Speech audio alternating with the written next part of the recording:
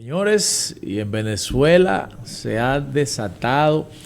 una ola de fallecimientos de prisioneros bajo custodia del Estado, muchos de ellos presos políticos, sobre todo a partir de un informe que ha presentado el Observatorio Venezolano de Prisiones, que dice que en el último mes han muerto 14 presos políticos bajo custodia del Estado, y eso es escandaloso. Esto ha venido desentrañándose y ha venido dándose a conocer a la opinión pública tras el escándalo de Víctor Quero Navas. Saben que hacía 9 meses que había fallecido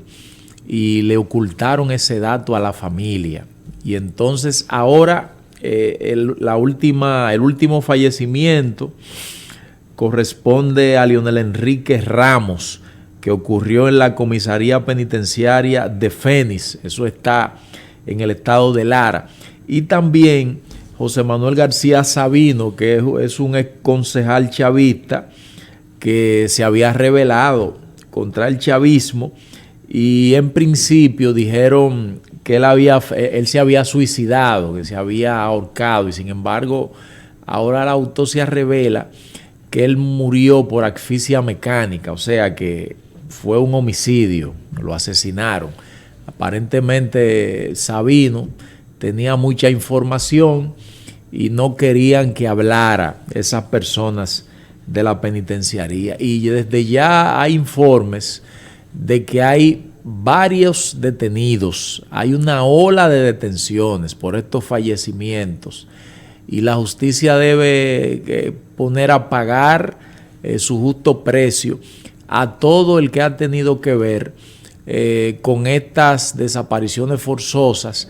y con estas muertes, con estos asesinatos en algunos casos, que ponen de manifiesto las violaciones recurrentes de los derechos humanos en Venezuela y el irrespeto a las libertades públicas de muchas personas que guardan todavía prisión de manera irregular, a pesar de que se aprobó una ley de amnistía, y todavía hay muchos, sobre todo muchos exmilitares, que guardan prisión en penitenciarías y en cárceles venezolanas. Miren, Donald Trump está por China, tuvo que viajar a China. Estará hasta el viernes allá en medio de diferentes actividades y actos que le ha preparado el gobierno de Xi Jinping. Y bueno, Trump llegó cabizbajo, derrotado allá a China, porque ese diálogo que él lo tenía un mes atrás con Xi Jinping se iba a concentrar fundamentalmente en aquel momento en acuerdos comerciales. Sin embargo, ahora la narrativa y la agenda cambia totalmente, porque Trump va a tratar de convencer a Xi Jinping de que persuada a Irán de que negocie para terminar la guerra. Y entonces se le ha complicado la jugada a Donald Trump en este tramo en que esa guerra entre Estados Unidos, Irán y Israel está en una tregua, y esa tregua ha permitido que Irán se reagrupe y se fortalezca y se ponga en una condición, en una posición de seguir batallando y combatiendo. Y ellos han utilizado el estrecho de Hormuz como su arma más estratégica, y hasta hoy, de acuerdo a los informes y a las estadísticas, hay 1.000 millones de barriles de crudo y de algunos derivados que están fuera del mercado como consecuencia de ese bloqueo que hay, tanto por parte de Irán como por las bases y la flotilla naval de Estados Unidos. Entonces Donald Trump va a China a plantear como agenda principal el tema de Irán y de que se sienten a la mesa a llegar a un acuerdo, y de seguro que los chinos le van a sacar provecho a esta debilidad, esta expresión de debilidad en este momento de Donald Trump, sobre todo en lo que tiene que ver con el tema de los aranceles. Ustedes saben que Donald Trump aprobó unos aranceles contra China y de seguro en ese proceso de negociación en el que tú me das para yo darte, entonces China también va a pedir, lo que tiene que ver con el acceso a semiconductores, tecnología de semiconductores, que los Estados Unidos tienen el predominio mundial en ese sentido, y China tiene el dominio en lo que tiene que ver con las tierras raras, que también tiene mucha incidencia en el tema tecnológico. Entonces, los chinos le van a sacar provecho en cuanto a lo que tiene que ver con temas comerciales, en cuanto a lo que tiene que ver con el tema de aranceles y en lo que tiene que ver con su fortalecimiento en cuanto al posicionamiento como líder tecnológico del mundo y como líder comercial y país líder en términos económicos. Así que Trump va a tener que cederle algunas cosas al gobierno de Pekín y a Xi Jinping. Miren, a Trump lo acompañó Marco Rubio en ese viaje. Antes de ir, Marco Rubio tenía un chandal similar al que usó Donald Trump. Eso evidentemente que envía un metamensaje, pero en este momento no está Estados Unidos para ni meter miedo ni enviar metamensajes a nadie, porque está en una situación bastante difícil con el tema de Irán. Entonces, Marco Rubio está marcando muy bien en las encuestas. O sea, hay una encuesta que publica Atlantic y Marco Rubio sale muy bien posicionado en esa encuesta, muy bien posicionado. Hasta hace poco se hablaba de que eso lo encabezaba el señor J.D. Vance.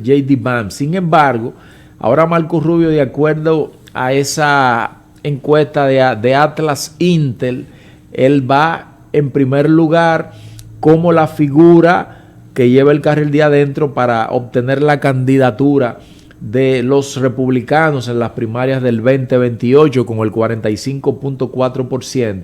J.D. Vance tiene un 29.6%, Ron DeSantis un 11.2% y no deciden por nadie 10.3%. Ya más para abajo, Vivek Ramaswamy un 1.4%, o sea, ya los que están de ahí hacia abajo no tienen un posicionamiento tan importante, tan significativo respecto al que tiene Marco Rubio y al que tiene J.D. Vance. Entonces, vamos a ver en qué termina eso de las primarias republicanas para obtener el candidato ya el próximo año. Miren, el New York Times también publica un reportaje que deja muy mal parada, sobre todo los anuncios que hacía Estados Unidos de que había destruido totalmente las facilidades armamentísticas, las estructuras militares de Irán. Dice el New York Times que tuvo acceso a un informe que Irán se ha de nuevo rearticulado y tiene acceso a la mayoría de sus estructuras de lanzamisiles, de sus lanzamisiles de cruceros, tanto de largo como de corto alcance, y que en sus estructuras subterráneas también ellos nuevamente han podido acceder y tienen control operativo de todas esas estructuras de guerra y todas esas estructuras militares. Lo que quiere decir que lo que decía Trump y lo que decía Pete Hegseth, el jefe de guerra de Estados Unidos, de que habían destruido totalmente las capacidades militares de Irán, queda desmentido con este informe de la inteligencia estadounidense. O sea, puerta cerrada la inteligencia estadounidense que levanta información, ya sea vía drones, ya sea vía satelital, de esas fortalezas armamentísticas de Irán. Entonces dicen tras bastidores que ellos están muy bien armados, que quizás se han recuperado en un 70, un 80% desde antes de iniciar la guerra. Así que quizás con esa información ya en las manos, por eso Estados Unidos está optando por el diálogo porque esto llegue a un punto en que la guerra termine, y a eso súmele el desplome en lo que tiene que ver con la popularidad de Donald Trump a solo unos meses para las elecciones de medio término de noviembre allá en Estados Unidos. Hasta la próxima.